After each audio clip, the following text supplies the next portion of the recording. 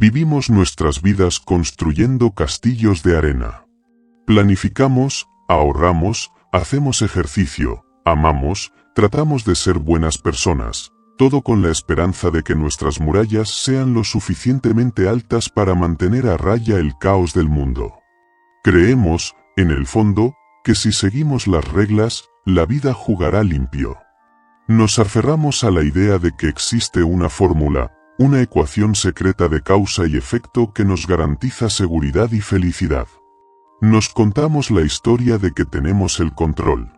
Pero entonces, una sola llamada telefónica, un diagnóstico inesperado, una traición que no vimos venir, y en un instante, la marea sube y nuestro castillo de arena se desvanece en la espuma. El universo, que parecía tan ordenado, se revela como un lugar salvaje y misterioso. Es en ese momento de despojo, con el sabor salado de la pérdida en la boca, cuando la pregunta más antigua y aterradora de la humanidad emerge desde las profundidades. ¿Por qué? ¿Por qué a mí? ¿Por qué, si he intentado hacer todo bien? Nos quedamos solos, temblando ante un silencio cósmico que parece no ofrecer respuestas. Pero, ¿y si la respuesta no es una fórmula que debemos descifrar, sino una historia que debemos escuchar? Una historia antigua, forjada en el fuego del sufrimiento más extremo, que nos invita a encontrar la fe, no a pesar de haberlo perdido todo, sino precisamente en medio de esa pérdida. Esta es la historia de Job. Si alguna vez te has sentido así, perdido en la tormenta de la vida buscando respuestas, este viaje es para ti. Suscríbete y activa la campana de notificaciones, porque lo que estamos a punto de explorar juntos no solo te contará una historia, sino que podría transformar para siempre la manera en que enfrentas tus propias batallas. Acompáñanos a desentrañar la historia de fe más cruda, honesta y poderosa jamás contada. 1. El eco de una pregunta eterna. Hay preguntas que nos persiguen como una sombra, susurradas en los pasillos de un hospital con su olor a antiséptico y miedo, gritadas en el silencio de un coche fúnebre mientras el mundo sigue girando indiferente, o meditadas en la quietud insoportable de una noche de insomnio, cuando la oscuridad parece amplificar cada duda. A lo largo de la historia, filósofos, teólogos y gente común han luchado con el mismo nudo en la garganta, la misma fisura en el alma que se abre con una pregunta devastadora. ¿Por qué le pasan cosas malas a la gente buena? Es el enigma que yace en el corazón de la condición humana. Buscamos desesperadamente una lógica, una razón, una especie de justicia cósmica que ponga orden al caos que presenciamos. Anhelamos un universo donde la virtud sea recompensada y el mal castigado de forma predecible, como un guión bien escrito. Construimos sistemas de creencias, códigos morales y complejas filosofías para explicar el sufrimiento, para darle un sentido que lo haga tolerable, para ponerle una etiqueta y archivarlo en una caja mental. Queremos creer que la bondad es un escudo y la maldad un imán para la desgracia.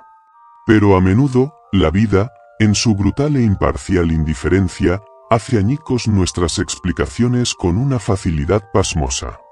El diagnóstico inesperado que llega a la persona más sana, el accidente sin sentido que arrebata al alma más noble, la traición desgarradora que viene de quien más amamos, todos estos son golpes que nos dejan sin aliento y, peor aún, sin respuestas.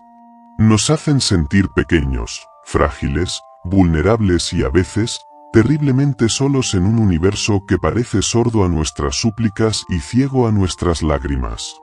Nos preguntamos si hemos hecho algo mal, si hay una deuda oculta que estamos pagando. Nos volvemos locos tratando de conectar puntos que no tienen conexión aparente. Pero, ¿y si el propósito de estas pruebas no es obtener una respuesta satisfactoria? ¿Y si la respuesta no es una explicación que podamos entender con nuestra mente finita, sino una historia que podamos habitar con nuestro espíritu quebrantado? ¿Y si el consuelo no se encuentra en desentrañar el porqué de nuestro dolor, sino en encontrar a alguien en medio del qué de nuestra realidad? Esta historia nos propone exactamente eso, un camino a través del valle de sombras, no para evitarlo, sino para descubrir que nunca lo caminamos solos. Job vivía en un estado de shalom, una paz completa y holística que envolvía cada área de su existencia, su relación con Dios, su familia, su comunidad y su propia conciencia. No había nubes en su cielo ni grietas en los cimientos de su mundo. Era un hombre en la cima de la montaña, sin la más mínima sospecha de que estaba a punto de ser arrojado al abismo más profundo, no por alguna falla oculta o un pecado secreto, sino precisamente a causa de su inquebrantable e incorruptible integridad. 4. El desafío en la corte celestial. Mientras Job vivía su vida ejemplar en la tierra, completamente ajeno al drama cósmico que estaba por determinar su destino, una escena de proporciones monumentales se desarrollaba en una dimensión fuera de su conocimiento y de su imaginación. El libro nos transporta bruscamente de la tierra pastoral de Uz a la imponente sala del trono de Dios, donde los seres angelicales, los hijos de Dios, se presentan ante el Señor para dar cuenta de sus actividades. Y entre ellos, sin pedir disculpas, se presenta una figura enigmática y siniestra conocida como el Satán. Es crucial entender su papel en este contexto. No es presentado como el diablo soberano del mal del Nuevo Testamento, sino como una figura que actúa como el adversario o el acusador, una especie de fiscal celestial o agente provocador cuya función es cuestionar, poner a prueba y desafiar la justicia y la piedad de la humanidad. Es Dios mismo quien inicia la conversación sobre Job, destacando con un evidente orgullo divino a su siervo más fiel. ¿Te has fijado en mi siervo Job? No hay nadie como él en toda la tierra, un hombre íntegro y recto, que me teme y se aparta del mal. Esta no es una pregunta casual, es una declaración de confianza divina absoluta, una afirmación de que la fe de Job es auténtica, pura y desinteresada. Es Dios poniendo a Job como su máximo exponente de devoción genuina. Pero el Satán, desempeñando a la perfección su papel de cínico cósmico, responde con una pregunta cargada de veneno que se convierte en el eje sobre el que girará toda la historia. ¿Acaso teme Job a Dios de balde? Con esta simple frase, el acusador lanza un dardo envenenado directamente al corazón de la relación entre Dios y el ser humano. Su argumento es tan simple como devastador. La fe de Job no es genuina, es puramente transaccional. Tú lo has protegido por todos lados con un cerco de bendiciones. Argumenta con desdén, a él, a su familia y a todo lo que tiene. Has bendecido el trabajo de sus manos y sus posesiones han aumentado exponencialmente. Pero extiende tu mano y quítale todo lo que posee, desmantela esa jaula de oro en la que vive, y verás si no te maldice en tu propia cara. La acusación es increíblemente profunda. La lealtad de Job no es hacia la persona de Dios, sino hacia las bendiciones de Dios. Es un amor interesado, una devoción basada en el beneficio, una piedad de conveniencia. Quita la cerca de protección, retira los regalos, y esa supuesta piedad se derrumbará como un castillo de naipes, revelando un corazón fundamentalmente egoísta. Es un desafío directo, no solo a la integridad de Job, sino a la capacidad misma de Dios de inspirar un amor desinteresado y genuino en sus criaturas. Y entonces, en un giro narrativo que ha desconcertado, perturbado y fascinado a generaciones, Dios acepta el reto. Muy bien, le dice al Satán, todo lo que tiene está en tus manos, pero a él no le pongas un dedo encima. Dios, en su soberanía inescrutable, permite que la prueba comience.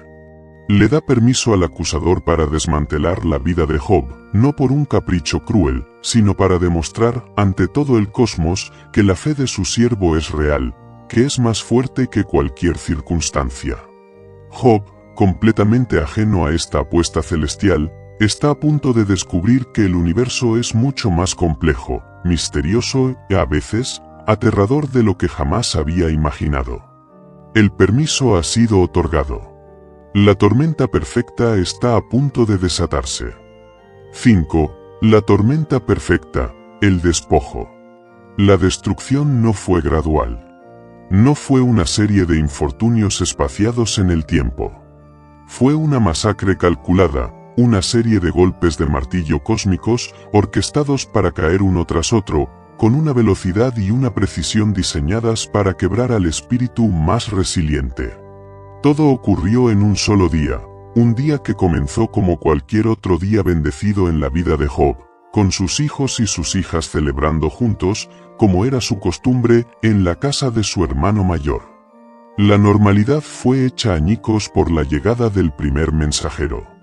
Llegó corriendo, sin aliento, con el terror grabado a fuego en su rostro y el polvo del camino pegado a su piel sudorosa. Los bueyes estaban arando y las asnas comiendo tranquilamente cerca de ellos. Jadeó, con la voz entrecortada por el pánico, cuando los sabeos nos atacaron por sorpresa. Se llevaron todos los animales y mataron a los siervos a filo de espada. Solo yo, únicamente yo, pude escapar para contártelo. 500 yuntas de bueyes y 500 asnas, la base misma de su vasto imperio agrícola, el motor de su prosperidad, desaparecidas en un instante. Sus trabajadores, hombres a los que conocía por su nombre, hombres con familias, masacrados sin piedad. Antes de que Job pudiera siquiera procesar la magnitud de esa primera noticia, mientras las palabras del primer mensajero aún flotaban en el aire cargado de incredulidad, irrumpió un segundo superviviente, con el olor a humo y a azufre aferrado a su ropa y a su pelo.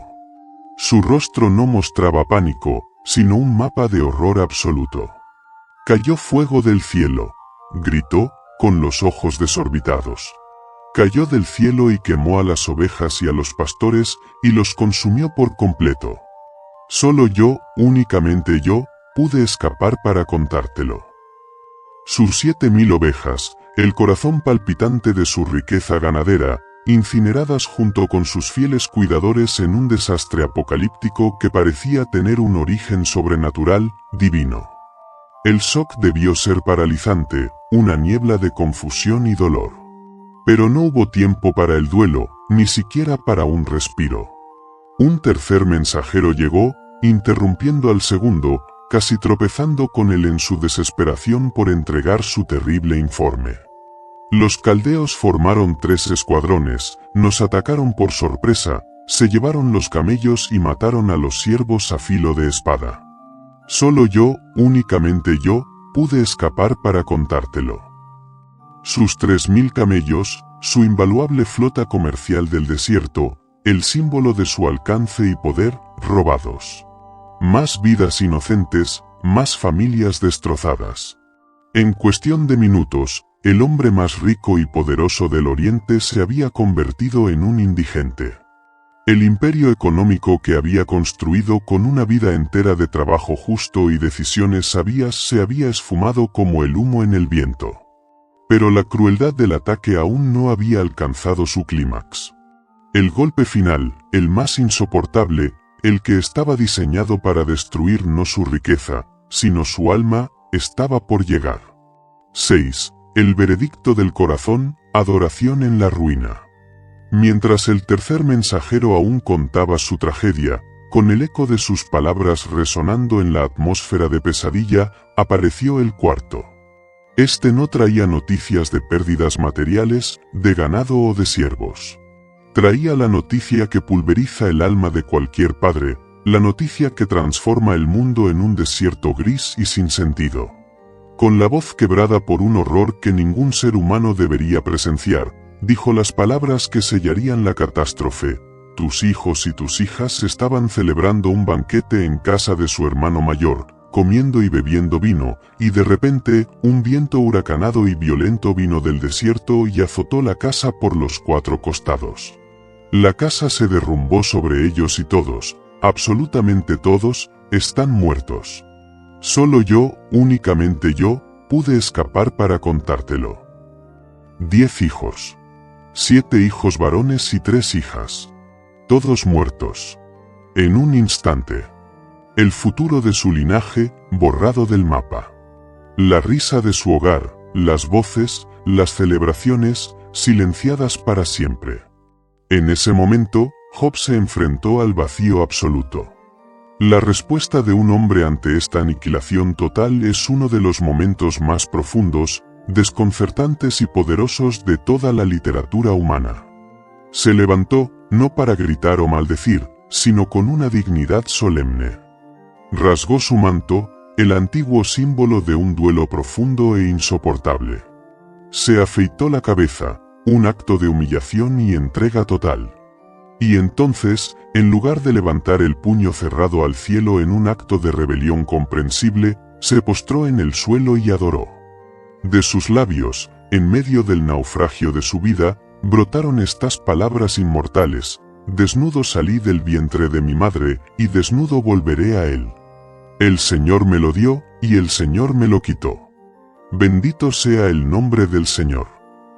La Escritura añade una apostilla crucial, un veredicto celestial. En todo esto, Job no pecó ni atribuyó a Dios despropósito alguno.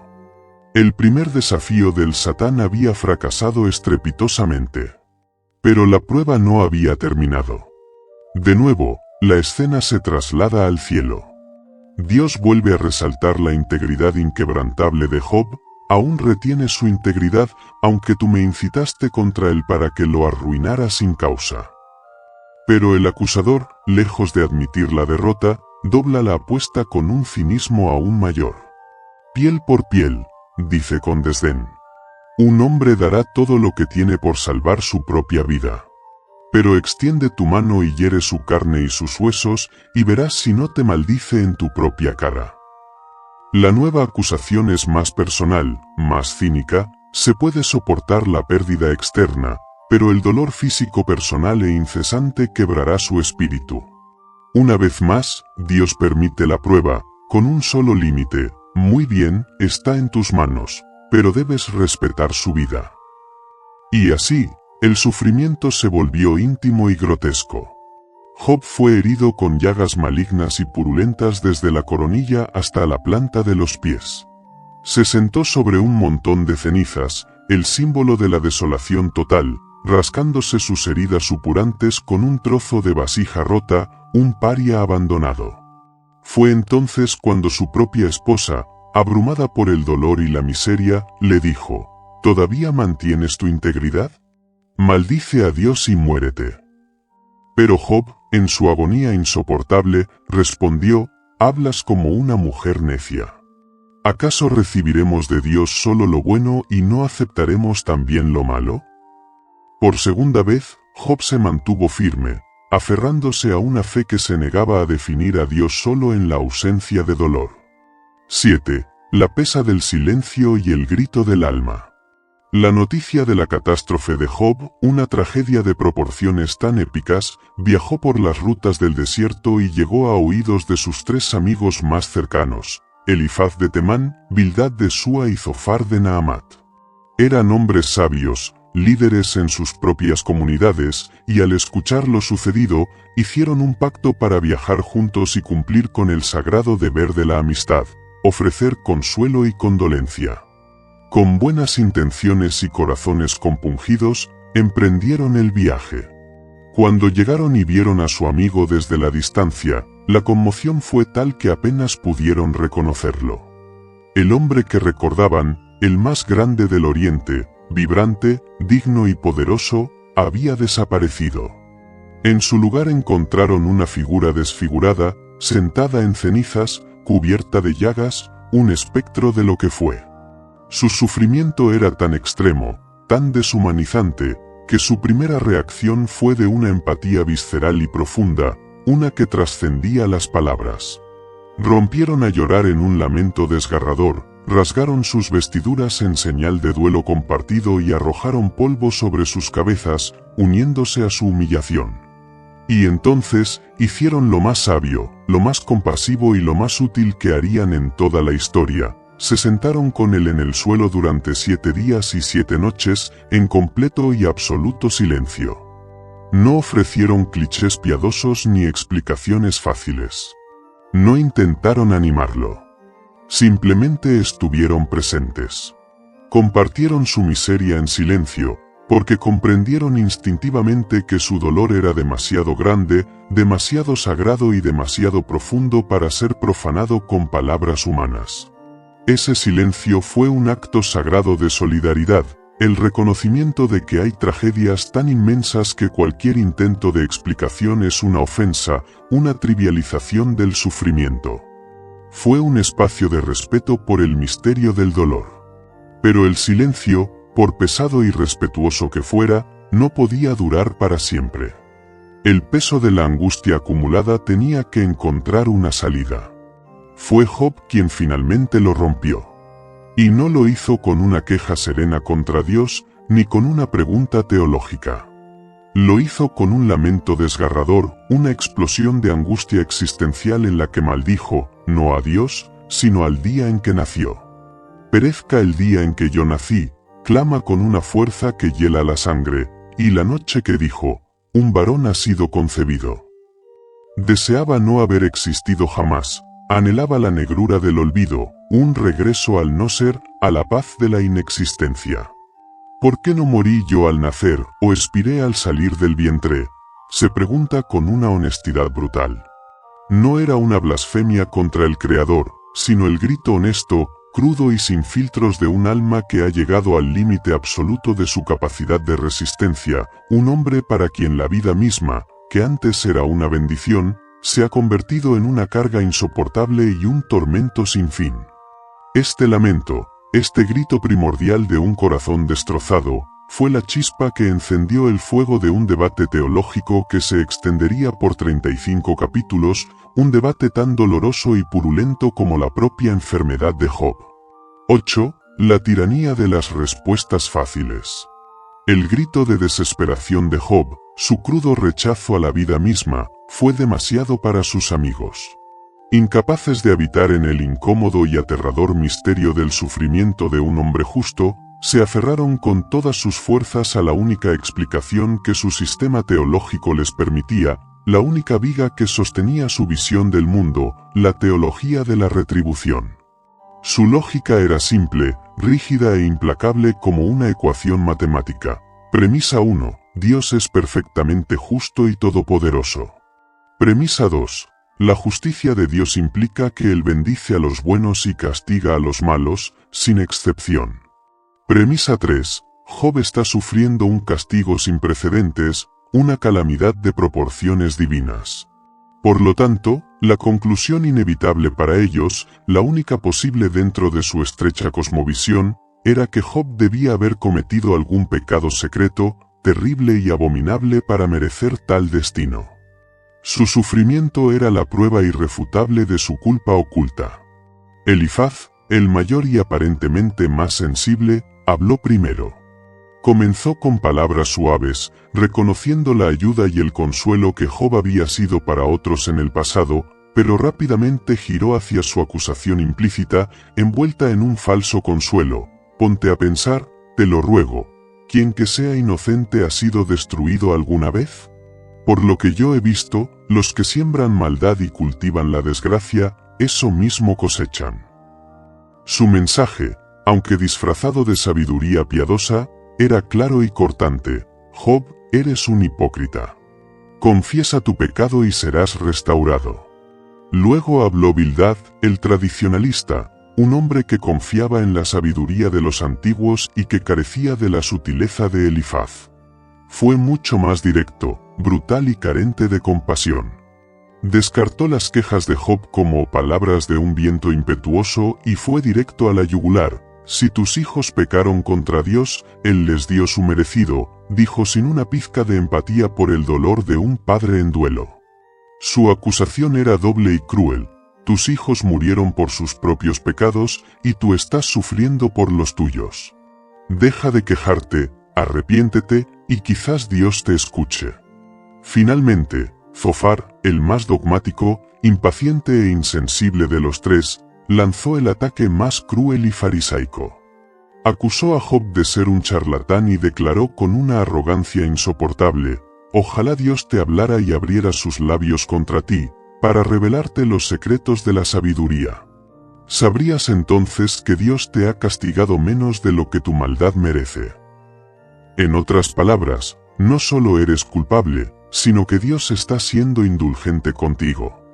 Este ciclo de acusación y defensa se repitió 3 veces, con los amigos volviéndose cada vez más hostiles, frustrados por la terquedad de Job, llegando al punto de inventar crímenes específicos que Job podría haber cometido para justificar su teoría y salvar su teología. Pero Job se mantuvo firme en dos verdades inamovibles que parecían contradecirse: su propia integridad personal y la soberanía absoluta de Dios. Su fe no era una aceptación pasiva, se convirtió en una lucha, una protesta, un debate con el mismo Dios. No entendía por qué sufría y se sentía tratado como un enemigo por el Dios al que había servido fielmente.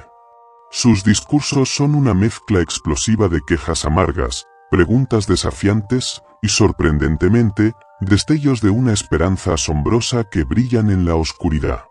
En medio de la desesperación, pronunció una de las declaraciones de fe más poderosas de toda la Escritura: yo sé que mi Redentor vive, y que al final se levantará sobre el polvo, y después de que mi piel sea destruida, en mi propia carne veré a Dios. El debate llegó a un punto muerto. Los amigos, aferrados a su Dios predecible y manejable, se quedaron sin argumentos. Job, rechazando sus respuestas fáciles y crueles, se quedó solo, suspendido en la tensión insoportable de una pregunta sin respuesta, preparando el escenario para una intervención que no vendría de la defectuosa sabiduría humana. 9. La voz desde el torbellino y la humildad del saber. Justo cuando el debate humano había agotado todas sus palabras, cuando la sabiduría de los sabios había demostrado ser una necedad y la consolación de los amigos se había convertido en tormento, cuando el silencio cayó sobre un campo de batalla teológico sembrado de argumentos rotos, el universo mismo pareció contener la respiración. La tensión acumulada durante 37 capítulos finalmente se rompió. Pero la respuesta no vino en un susurro tranquilizador, ni en una visión reconfortante, ni en una explicación lógica y ordenada que satisficiera la mente de Job. Vino con la fuerza aterradora, indomable y sobrecogedora de la naturaleza desatada. Entonces el Señor le respondió a Job desde un torbellino. La aparición misma de Dios, en el epicentro de una tormenta cósmica, era ya una respuesta. Dios no estaba distante, no estaba desinteresado, no estaba en silencio. Estaba presente, poderoso e involucrado. Desde el corazón rugiente de la tempestad, Dios finalmente habló. Y sus primeras palabras no fueron de consuelo, ni de disculpa, ni de explicación. Fueron un desafío abrumador que sacudió a Job hasta sus cimientos. ¿Quién es este que oscurece mi consejo con palabras sin sabiduría? Ahora, prepárate como un hombre, cíñete la cintura, porque yo te preguntaré, y tú me responderás. Con una autoridad divina e ineludible, Dios invirtió los papeles. Job había exigido un juicio, había demandado respuestas, había pedido una audiencia con el juez del universo. Ahora, la tenía. Pero Dios no era el acusado, era el interrogador. Lo que siguió fue uno de los pasajes más impresionantes y poéticos de toda la literatura mundial. Dios no respondió directamente a ninguna de las preguntas de Job sobre el porqué de su sufrimiento. Nunca le explicó la conversación celestial con el Satán. No le dio una justificación teológica para su dolor. En cambio, lo llevó a un recorrido vertiginoso por la vastedad, la complejidad, la belleza y el profundo misterio del universo que él había creado y que sostenía con su poder en cada momento.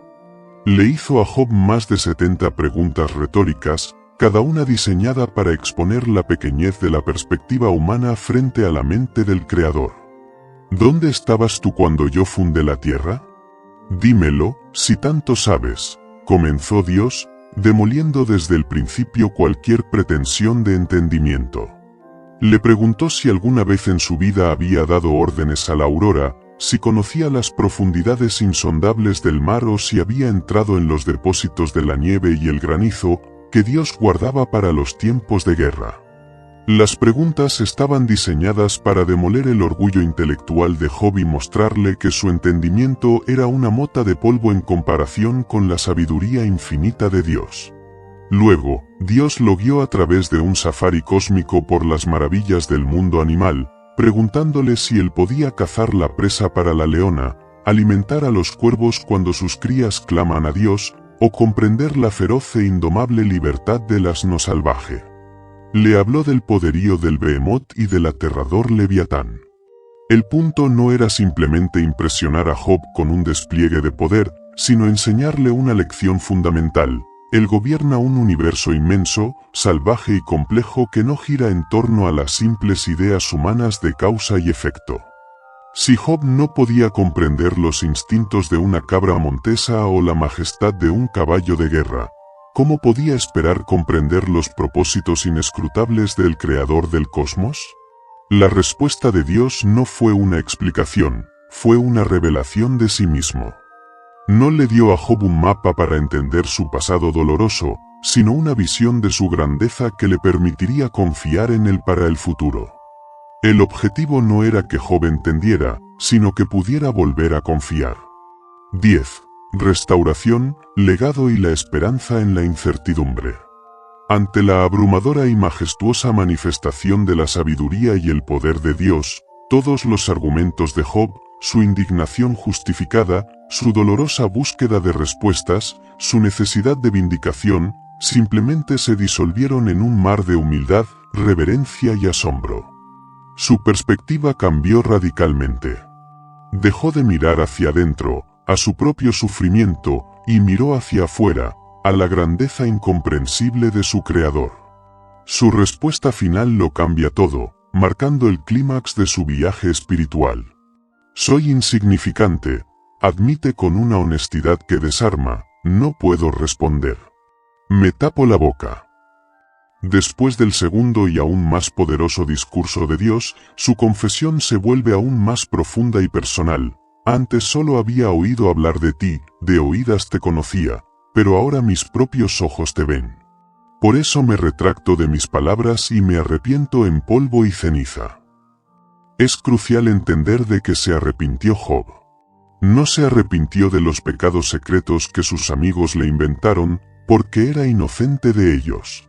Se arrepintió de su propia arrogancia al intentar juzgar a Dios, de su presunción al creer que podía comprender los caminos del Todopoderoso, de su necedad al intentar meter al Dios del universo en sus pequeñas y limitadas cajas teológicas. Pasó de una fe de segunda mano, basada en la doctrina y la tradición, a una fe real, vibrante y transformadora, nacida de un encuentro personal y directo con el Dios viviente. Esta nueva perspectiva, esta humildad profunda, fue su verdadera restauración, mucho antes de que se le devolviera cualquier bien material. Una vez que Job llegó a este punto de entrega y confianza, Dios se dirigió a sus tres amigos, y su veredicto fue tan sorprendente como la tormenta misma. Estoy ardiendo de ira contigo, Elifaz, y con tus dos compañeros, declaró el Señor, porque no han hablado de mí lo que es correcto, como lo hizo mi siervo Job. A pesar de todas las quejas amargas, las preguntas desafiantes y los lamentos de Job, Dios lo vindicó a él, no a sus piadosos defensores. ¿Por qué? Porque Job, en su lucha honesta, brutal y a veces irreverente, nunca soltó a Dios. Se aferró a él, luchó con él, le exigió respuestas. En cambio, los amigos defendieron una caricatura de Dios, un ídolo teológico predecible, manejable, y en última instancia, falso. Dios prefirió los gritos honestos de un hombre sufriente a la piedad vacía y las respuestas fáciles de los que hablaban desde su comodidad y su miedo.